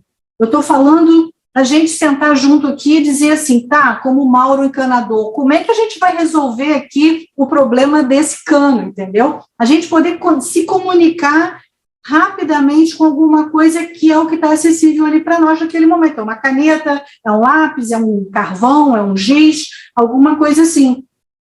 E o interessante desse momento que nós vivemos é que a gente não precisa excluir as tecnologias analógicas para poder usufruir das digitais. Não é uma questão de isso ou aquilo. A gente pode usar as duas, e muitas delas, a trajetória tecnológica é no sentido de aproximá-las do analógico, ou seja, quanto mais desenvolvida é a tecnologia, mais ela se assemelha ao nosso gesto, à nossa linguagem verbal, né? Você digitar no computador em vez de digitar e tudo mais. Então, quer dizer, o desenvolvimento da tecnologia, sobretudo a questão do computador, porque tecnologia não é só computacional, né? Muitas vezes faz uma tentativa de aproximação com a nossa condição humana, e não o contrário, necessariamente. Então, é isso, é a gente poder sacar do maior número possível de possibilidades para transitar num terreno desconhecido, que é o processo criativo, e não apenas um processo produtivo, porque a gente entende que, para efeito de ganho de produtividade, você ter robôs, você ter máquinas, você ter controle numérico, você ter coisas mais organizadas desse ponto de vista, aumenta o teu rendimento, o rendimento da máquina. Mas a gente está falando de uma etapa anterior, né, de um estágio anterior. Às vezes, até mesmo quando você vai começar a escrever alguma coisa, é preferível começar no papel assim, para riscar as palavras, as primeiras palavras, depois você vai lá para o editor. Mas, às vezes, aquelas primeiras ideias, e principalmente, eu sei que os alunos adoram Miro, adoram uma coisa de fazer post-it no computador, mas, às vezes, você tem que riscar primeiro para depois colocar. Agora, esse caminho tem que ser encontrado pela pessoa pela experimentação e não pela falta de experimentação. O que eu quero dizer? Eu escolhi trabalhar no computador, porque eu experimentei isso e aquilo, e me dou melhor com o computador. Agora, se você nunca usou outra ferramenta e vai direto para o computador e diz que aquilo é o seu melhor desempenho, sem nunca ter experimentado outra, como é que você pode afirmar isso com tanta segurança, né? Então, é isso, oportunidades, mas eu vejo que vocês aqui têm um espaço legal de experimentação, os alunos têm oficinas, têm laboratórios, têm oportunidade, os professores estão atentos, estão preocupados, estão lembrando. O ruim é quando a gente assume uma verdade e aquilo passa a ser questionado, né? E isso, tudo bem, pode ser que dê certo, mas a gente tem que sempre deixar um espaço para até mesmo as habilidades que são múltiplas, e eu, por experiência, eu tenho percebido isso. Muitos alunos chegam e, quando nos primeiros dias de aula, você pergunta: por que você escolheu fazer design? Porque eu sempre gostei de desenhar. Então, quer dizer, ou arquitetura, né? Eu gosto de desenhar, mas esse gostar de desenhar é mangá, é desenhar o personagem, é brincar. Mas quantos, né, desenharam, todo mundo desenhou quando era bebê, criancinha, aí quando chega uns 12 anos, mais ou menos, começa a ficar super crítico e para, né? E aí você chega lá na faculdade com o desenho de 12 anos. Aí você diz: eu não sei desenhar, professora, eu quero agora ir para o computador. Por quê? Porque aquela lacuna, ela não foi preenchida, né? Tem uma coisa de professor também, isso existe em inglês, algumas palavras diferentes, drawing, drafting, e design, ela tem a origem, mas ela não tem o significado que nós temos em português. Inclusive, design em inglês é projetar. Não tem a ver com design exclusivamente. Quando vem para cá, vem uma outra coisa. E aí tem uma coisa muito interessante, que é a diferença do desenho do design. Eventualmente, o design não precisa do desenho. Do desenho e ilustração. Né? Exatamente, mas precisa do esboço, do bosquejo, do rabisco, do esquema, do diagrama. Esse é um tema, a questão terminológica é isso, parece firula, mas é muito importante. E a gente, como área, poderia sentar para combinar, né? Porque os cientistas fazem isso. Eles têm lá os seus momentos em que eles combinam. Todo mundo agora vai usar isso para definir aquilo. Porque assim eles se comunicam com maior exatidão e precisão. Se a gente, mas isso para mim não é, mas para você é, não é? Então vai cada um ficar no seu campo de vaidade. Não, eu não vou usar a terminologia de fulano, porque eu não vou dar cartaz para ele. né? E aí eu uso o meu, eu uso o teu.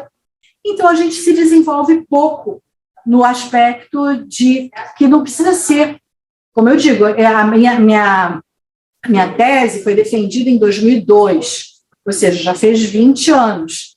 E eu já mudei a terminologia. Já coisas que estão na minha tese eu já uso diferente. Mas a gente vai na tentativa, porque é uma trajetória, né? É uma coisa que, não, essa palavra é melhor assim, é melhor assado. E o meu mestrado eu fiz em inglês, ou seja, eu tive que usar as palavras em inglês e depois traduzir. Então, esse exercício de você usar um idioma, depois procurar qual é a palavra, né, que corresponde ao seu idioma. Eu traduzi alguns textos do Nigel Cross, então ele é design, design, design, design, design, design, design. Para cada design daquele, eu às vezes botava em português uma palavra diferente, que eu poderia simplesmente decalcar o design e botar no texto em português design. Mas eu sabia que em determinado momento aquele design queria dizer projeto. Na frase abaixo, design queria dizer intencionalidade. By design, ou seja, intencionalmente. Não foi por acaso, não foi acidental, foi by design. Né? Ou então, na outra, queria dizer o desenho mesmo. Então, quer dizer, você parar para dizer, tá, mas neste momento, o que isso quer dizer? Então, é um tema, mas a gente encontra poucos interlocutores para conversar sobre esse assunto, porque as pessoas começam a dizer, não, se eu pensar nisso aqui agora, eu vou ter que rever meus conceitos. E, às vezes, isso dá trabalho, né? Mas, como área de pesquisa, a questão terminológica, na minha opinião, ela é necessária. E a gente precisaria, ainda entendendo que, como as nuvens, né, algumas coisas são voláteis, fluidas, mas mesmo naquele instante ali, a gente pode fixar ela. E dizer, não, isso daqui eu vou chamar de tal coisa, e vamos combinar que quando nós estivermos falando disso, esse vai ser o nome. Mas é isso. Então, a gente está à disposição aí para continuar conversando quando vocês quiserem. E, enfim, estou lá na EGE, quando vocês quiserem nos visitar. Está dando aula na pós também. Sim.